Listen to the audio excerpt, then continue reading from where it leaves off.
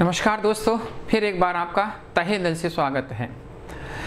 तो दोस्तों, अब हम जो चर्चा कर रहे हैं वह जो है मेवाड़ के ही एक और शासक के बारे में आगे चर्चा कर रहे हैं। और मेवाड़ के एक और शासक और वो हैं आपके राज सिंह। राज सिंह के बारे में हम चर्चा कर रहे हैं दोस्तों। तो देखिएगा, यहाँ पर हम जो है चर्चा जो करते हैं वो हैं महाराणा राज सिंह। राज सिंह जो है इनके बारे में जो है यहाँ पर चर्चा करते हैं। राज सिंह का शासनकाल स्टार्ट जो होता है मित्रों 1652 ईस्वी से जो है स्टार्ट होता है और इनका शासनकाल जो रहता है 1680 ईस्वी तक इनका शासनकाल रहता है। 1652 से लेकर के 1680 तक जो है इनका शासनकाल रहता है। ये जो है राज सिंह जो है इनका। देखिएगा मित्रों, सबसे पहले ये जो हैं आपके जगत सिंह फर्स्ट के पुत्र थे। ये जगत सिंह जो है जगत सिंह फर्स्ट जो हैं इनके जो है ये पुत्र थे। जगत सिंह फर्स्ट के पुत्र थे ये। जो बात करें तो आपके राज सिंह जो थे ये, ठीक है। तो ये जगत सिंह फर्स्ट के जो है ये पुत्र थे। राज सिंह के बारे में हम जो है बात कर रहे हैं। इनकी बात करें मित्रों तो देखिएगा, ये जो हैं आपके राज सिंह की बात करते हैं तो ऐसा मानते हैं कि बहुत ही जो कह सकते हैं एक योग्य शासक के रूप में ये भी साबित हुए थे और अपना जीवन एक सैनिक की तरह इन्होंने अपने साथियों में जो है गुजारा था।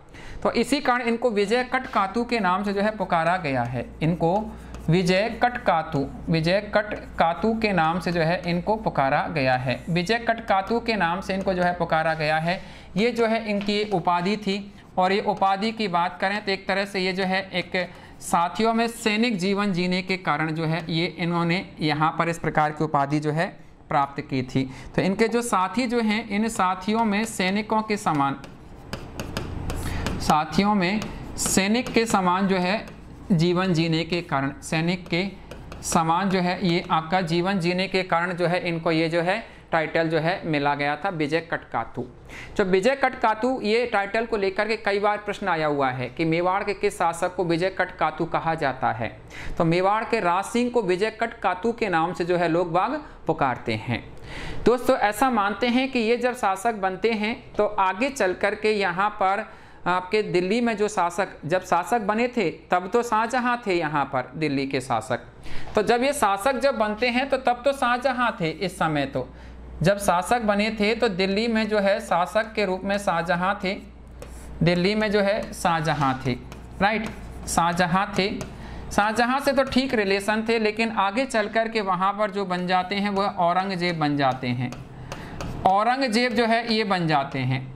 औरंगजेब की बात करें तो 1658 ईस्वी में जो है ये औरंगजेब जो है शासक ये जो है बन जाते हैं। एक तरह से 59 में यूँ कह लीजिएगा पूर्ण रूप से ये शासन को हथिया लेते हैं। तो ये जो है 1659 ईस्वी में यूँ कह लीजिएगा कि औरंगजेब जो है ये शासक बन गए थे यहाँ पर। अब यहाँ पर क्या होता है कि मित्रों, यहाँ पर ये जो है औरंगजेब जो हैं, औरंगजेब जब शासक जब बन जाते हैं तो औरंगजेब जब शासक जब बन जाते हैं तो ऐसा माना जाता है कि ये औरंगजेब और आपके राज सिंह दोनों में जो है एक दूसरे के धुर विरोधी रहे थे।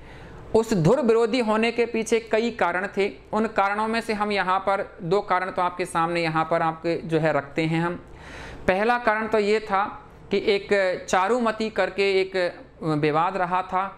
उस चारुमती विवाद में जो है यहाँ पर राज सिंह जो है विजय रहे थे, औरंगजेब की वहाँ पर पराजय होती है।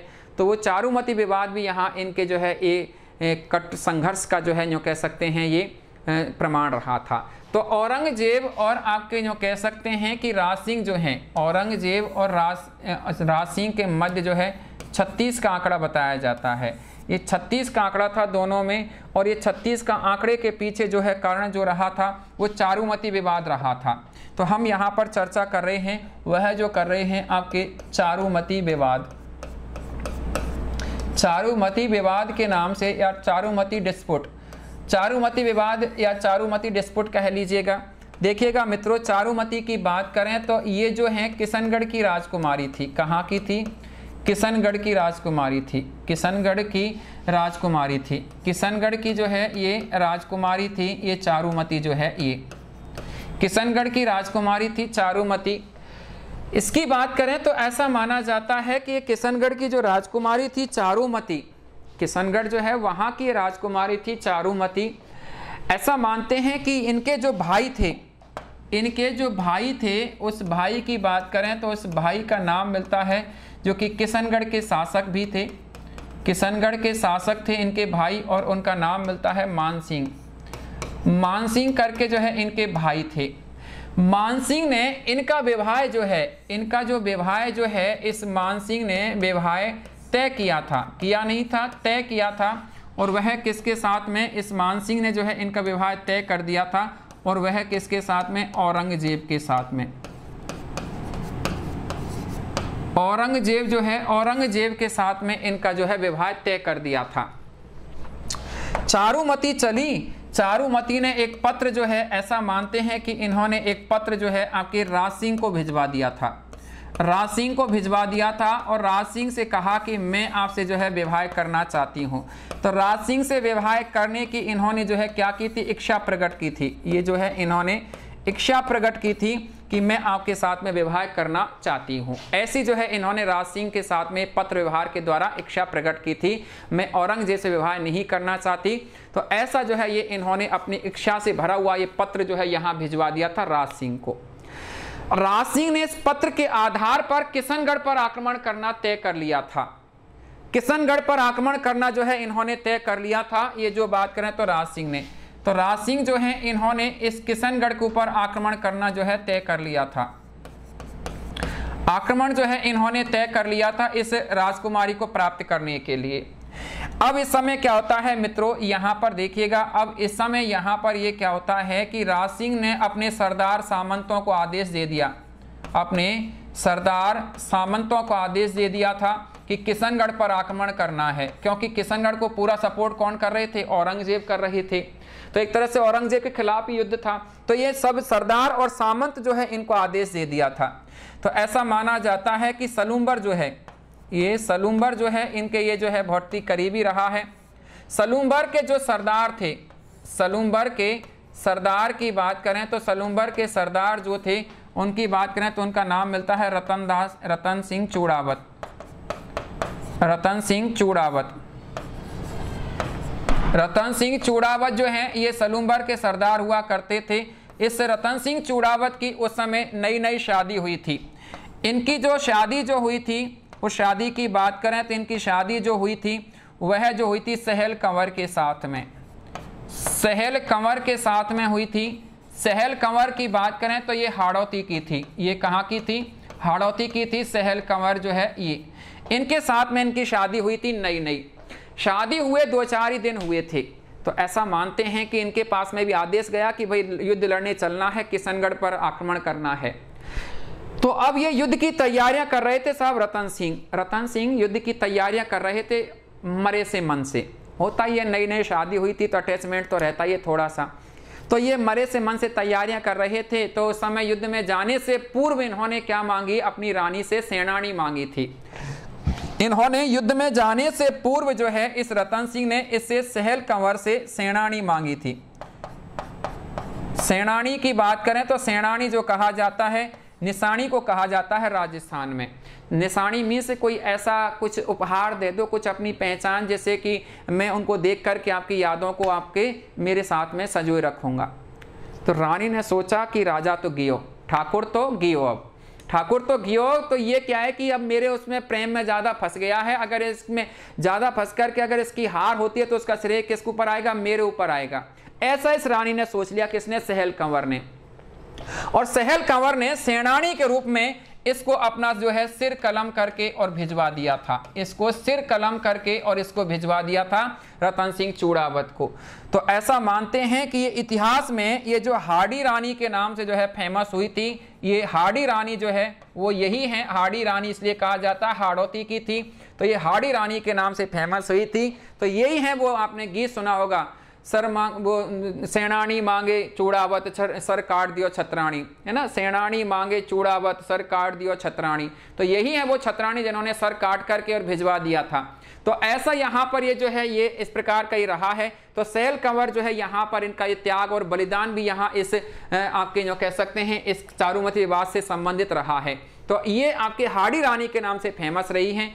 कई बार यहाँ से भी प्रश्न आया हुआ है मित्रों, यहाँ से भी प्रश्न जो पूछा गया है वो ये पूछा गया है कि आपके जो हाड़ी रानी के नाम से वो लिखता है, हाड़ी रानी का मूल नाम क्या था या मुख्य नाम क्या था? तो इनका मूल नाम था सहेल कंवर।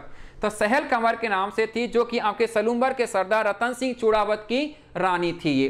तो ऐसा यहाँ पर ये होता है। तो ऐसा बताते हैं इतिहासकार कि यहाँ पर रतन सिंह चूड़ावत इसके सर को, जो सेनानी मिली थी उस सर को इन्होंने गर्दन में लटका लिया था और गर्दन में लटका करके और ये जो है यहाँ टूट पड़े थे। तो इन्होंने औरंगजेब की सेना के छक्के छोड़ा दिए थे, किशनगढ़ के ऊपर इन्होंने आक्रमण कर दिया था।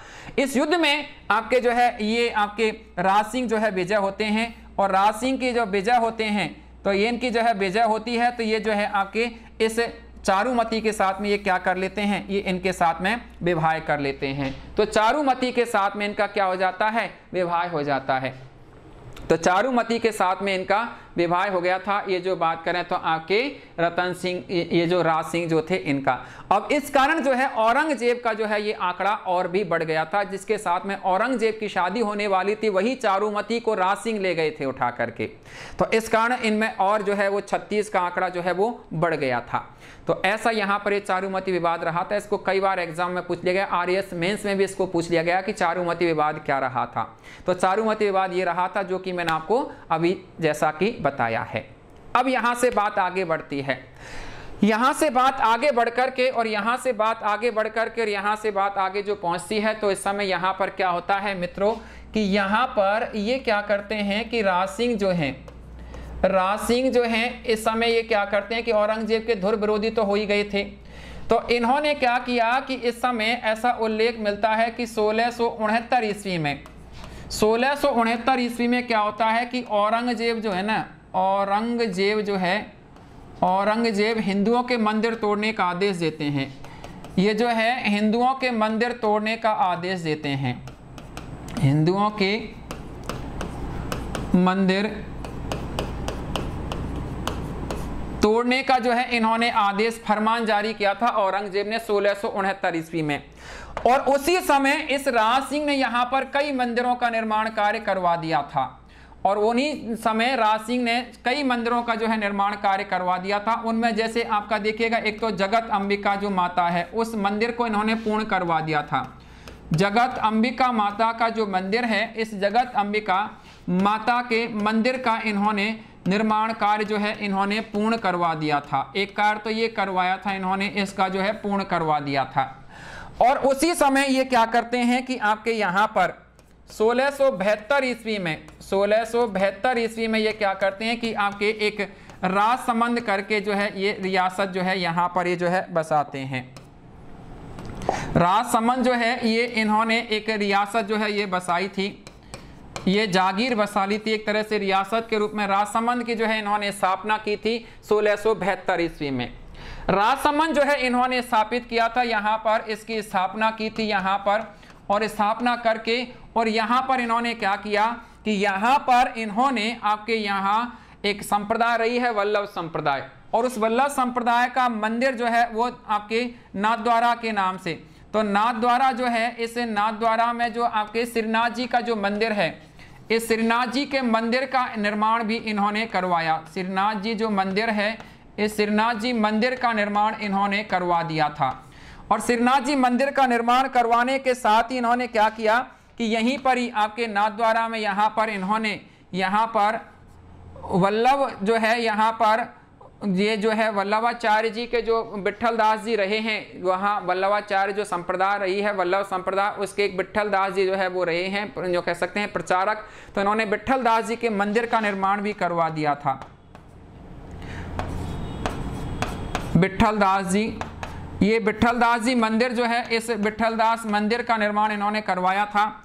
इसके अलावा इन्होंने आपके जो कांकरौली है, आपके कांकरौली जो है, ये कांकरौली की बात करें तो कांकरौली जो है यहाँ पर इन्होंने जो है एक मंदिर का निर्माण करवा दिया था। और वह मंदिर की बात करें तो उसका नाम मिलता है द्वारिकाधीश जी का मंदिर। द्वारिकाधीश जी के मंदिर का निर्माण जो है इन्होंने करवा दिया था। तो द्वारिकाधीश जी मंदिर का जो है इन्होंने यहाँ पर निर्माण कार्य करवा दिया था। तो ये सारे के सारे मित्रों ये जो है आपके कहां पर हैं, राजसमंद में है। ये ऐसे जो है इन्होंने निर्माण कार्य करवा दिया था। तो देखिएगा, एक तो जगत अंबिका माता के मंदिर का इन्होंने निर्माण कार्य पूर्ण करवा दिया था। दूसरा इन्होंने क्या किया कि 1672 में राजसमंद की स्थापना की थी, और राजसमंद की स्थापना करके और वहां पर इन्होंने क्या किया कि यहाँ पर ये जो है नाथ द्वारा जो है यहाँ पर श्रीनाथ जी के मंदिर का निर्माण करवा दिया था, जो कि वल्लभ संप्रदाय से रिलेटेड मंदिर है। वल्लभ संप्रदाय की हम बात करेंगे, कल्चर वाला जो पोर्शन है उसमें चर्चा मिलती है इसकी, ठीक है। तो वहां इसके बारे में चर्चा होती है कि ये जो है वल्लभ संप्रदाय का जो है आपका ये मंदिर प्रधान पीठ है श्रीनाथ जी के नाम से, जिसको आप लोग जानते हैं। इधर बात करें तो ये विट्ठल दास जी का मंदिर जो कि नाथद्वारा में ही है, इसका निर्माण इन्होंने करवा दिया। कांकरोली में द्वारकाधीश जी के मंदिर का निर्माण करवा दिया था। तो ऐसे इन्होंने कई जो है यहाँ पर निर्माण कार्य करवा दिए थे मंदिरों के। उस समय औरंगजेब ने जब मंदिर तोड़ने का आदेश दिया था तो उस समय इन्होंने कई मंदिरों का यहाँ पर निर्माण कार्य करवाया था। इसी के साथ में यहाँ पर बात आगे बढ़ती है। तो ये क्या करते हैं कि यहाँ पर इन्होंने राज सिंह जो है, राज सिंह की बात करें तो राज सिंह जो है, राज सिंह की बात करते हैं तो राज सिंह ने आपके राजसमंद जो है, राज समुद्र करके, राज समुद्र जो है ये झील का निर्माण भी करवाया था। इस राज समुद्र झील का निर्माण भी इन्होंने करवाया था, जिसे राजसमंद के नाम से ही लोग पुकारते हैं। ऐसा मानते हैं कि झील का निर्माण कार्य इन्होंने जो है कई वर्षों में जाकर के 8 वर्षों में बताते हैं कि इस झील का निर्माण कार्य कंप्लीट हुआ था। उसके पीछे कारण क्या था, इस झील के निर्माण के पीछे ऐसा बताते हैं कि राज समुद्र जो झील है इसकी बात करें तो जब इसका निर्माण कार्य करवाया था, गोमती नदी पर इसका निर्माण कार्य करवाया था इन्होंने। कहां करवाया था? गोमती नदी पर। गोमती नदी जो है इस पर इन्होंने जो है इसका निर्माण कार्य करवाना स्टार्ट किया था। तो जब इसका निर्माण कार्य करवा रहे थे मित्रों, तो उस समय ये क्या आता था कि पूरी बार वर्ष भर निर्माण कार्य करवाते थे, और जैसे ही बरसात के दिन आते थे तो उस समय टूट जाती थी झील। तो इसको ऐसे करते करते लगभग 8-10 साल जो है 8 वर्ष का समय जो है गुजर चुका था, लेकिन इसका निर्माण कार्य नहीं हो पा रहा था। तो इस समय राज सिंह ने ऐसा मानते हैं कि किसी ज्योतिषी से सलाह ली थी कि भाई कैसे इसको जो है रोका जा सकता है। तो किसी ज्योतिषी ने सलाह दी थी कि अगर इसकी नींव किसी ऐसी पतिव्रता महिला के द्वारा रखी जाए कि वो पति के जो है बहुत ही स्नेह करती हो और पतिव्रता महिला हो, तो फिर ये नीम जो है इसकी झील की नीम रखी जाए उसके द्वारा, तो ये नहीं टूटेगी। तो ऐसा मानते हैं कि एक महिला को ढूंढा गया और वो थी घेवर नाम की महिला। तो घेवर नाम की महिला के द्वारा इसकी नीम रखी गई थी। घेवर जो है, इस घेवर जो है इस महिला के द्वारा, तो ये घेवर माता के नाम से फेमस हो गई। तो घेवर माता के द्वारा इस झील की क्या रखी गई थी? नीम रखी गई थी। इसका मंदिर भी यहाँ पर ऐसा मानते हैं लोग बाग कि इसके मंदिर का निर्माण कार्य भी यहाँ पर राज सिंह ने जो है करवाया था। निर्माण कार्य भी जो है राज सिंह ने यहाँ पर करवाया था। इसकी पाल के ऊपर जो है इसका मंदिर है, ये आपकी झील जो है इसकी पाल पर। ये घेवर माता ने ऐसा बताते हैं लोग कि जैसे इन्होंने इस नीम का पहला पत्थर रखा था तो उसी समय इनके प्राण निकल गए थे।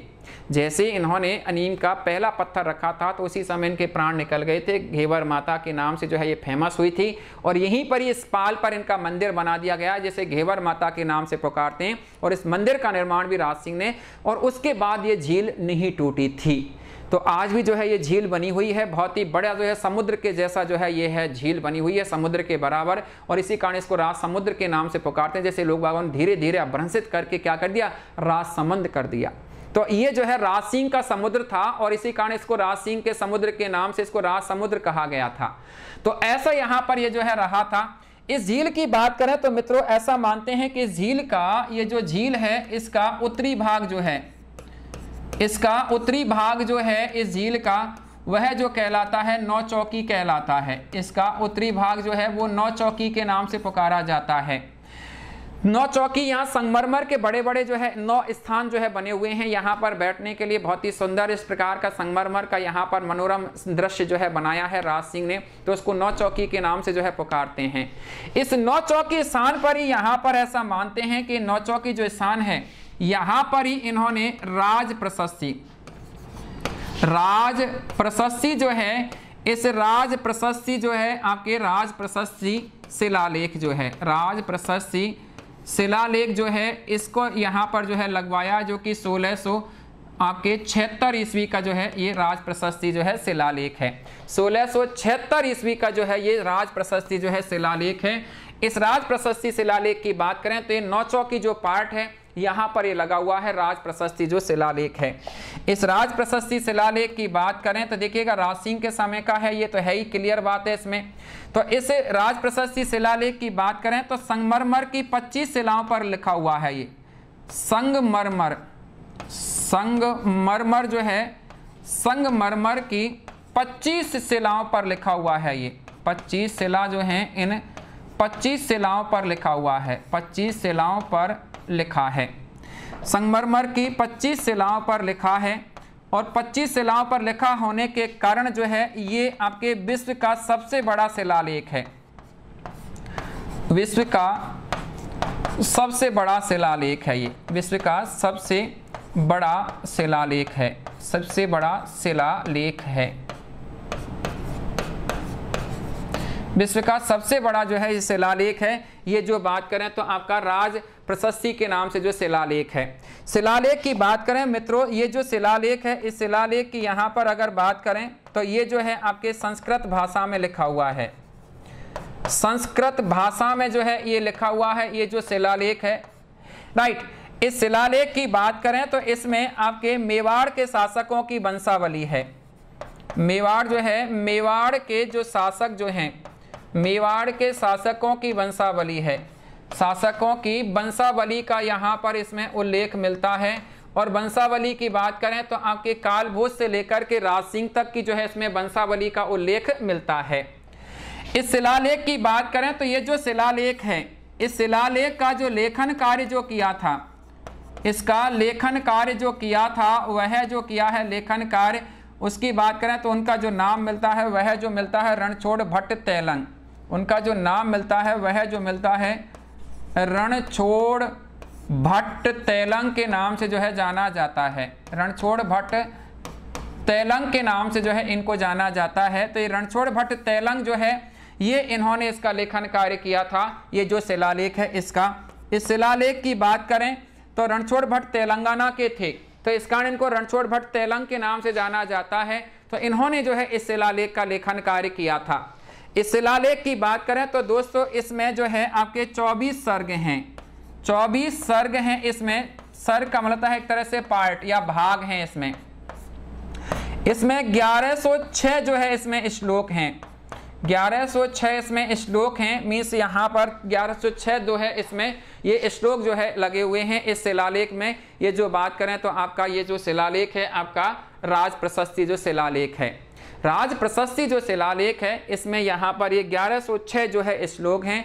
और इसमें राज सिंह की अचीवमेंट, राज सिंह की जो है उपलब्धियाँ, उनके बारे में जो है इसमें उल्लेख। इसके अलावा यहाँ पर ये वंशावली, तो ये मेवाड़ के शासकों की इसमें जो है वंशावली का उल्लेख भी मिलता है। तो ऐसा जो है ये यहाँ पर ये राज सिंह के शासनकाल में हुआ था। तो राज सिंह के शासनकाल की ये भी जो है ये अचीवमेंट रहा था। इसके बाद में नेक्स्ट यहाँ पर आगे बात करते हैं तो बात पहुँचती है यहाँ पर दोस्तों, और वह जो है बात पहुँचती है 1600 और आपके 79 में। 1679 ईस्वी में क्या होता है कि औरंगजेब जो हैं, औरंगजेब की बात करें तो मित्रों औरंगजेब जो है, इस औरंगजेब ने क्या किया कि यहाँ पर जजिया कर लगा दिया था हिंदुओं पर। जजिया कर लगा दिया था हिंदुओं पर। और ये जजिया कर जो लगाया था हिंदुओं पर एक धार्मिक कर था। हिंदुओं पर लगाया गया ये धार्मिक कर था कि हिंदू होने का मतलब यह कि आपको ये कर देना है, एक तरह से यूं मान लीजिएगा। तो इस कर के दबाव में आकर के कई हिंदुओं ने तो मुस्लिम धर्म स्वीकार कर लिया था इस जजिया कर के दबाव में आकर के। तो इस राज सिंह ने क्या किया कि आपके राज सिंह जो थे, राज सिंह ने इसको अपनी रियासत में लागू नहीं होने दिया था। राज सिंह ने इसका मतलब विरोध किया था। राज सिंह ने इसका जो है विरोध किया था, इस जजिया कर जो है इसका। तो राज सिंह ने जो है यहाँ पर इसका जो है विरोध किया था, ये जो जजिया कर जो था इसका। तो राज सिंह जो है इन्होंने इस प्रकार से ये औरंगजेब का जो है ये धुर विरोधी रहे थे, जो कि आखिरी तक ये जो है विरोध करते रहे। और 1680 में जो है राज सिंह की क्या हो जाती है, मृत्यु हो जाती है। 1680 ईस्वी में यहाँ पर जो राज सिंह जो हैं, इस राज सिंह की मित्रों मृत्यु हो जाती है। तो ऐसा जो है यहाँ पर ये राज सिंह का जो है शासनकाल रहा था। इनके बाद में नेक्स्ट अगले इनके जो है पुत्र जो है वो शासक बनेंगे राज सिंह के, जिनको आप जय सिंह के नाम से जो है पुकारते हैं, उनके बारे में हम चर्चा करेंगे नेक्स्ट अगले अध्याय में। तो तब तक के लिए दोस्तों नमस्कार, जय हिंद। हम नेक्स्ट अध्याय में मिलते हैं आपके साथ में। तो अभी मैंने आपके सामने जो है चर्चा किया था, ये मेवाड़ रियासत को लेकर के चर्चाएं चल रही हैं, आगे तक जो है बनी रहेंगी। हम आपके साथ में ये चर्चाएं डिस्कस करते रहेंगे, आपको इस ज्ञान को जो है आप तक पहुंचाते रहेंगे। आप हमारे साथ जुड़े रहिएगा। नमस्कार, जय हिंद।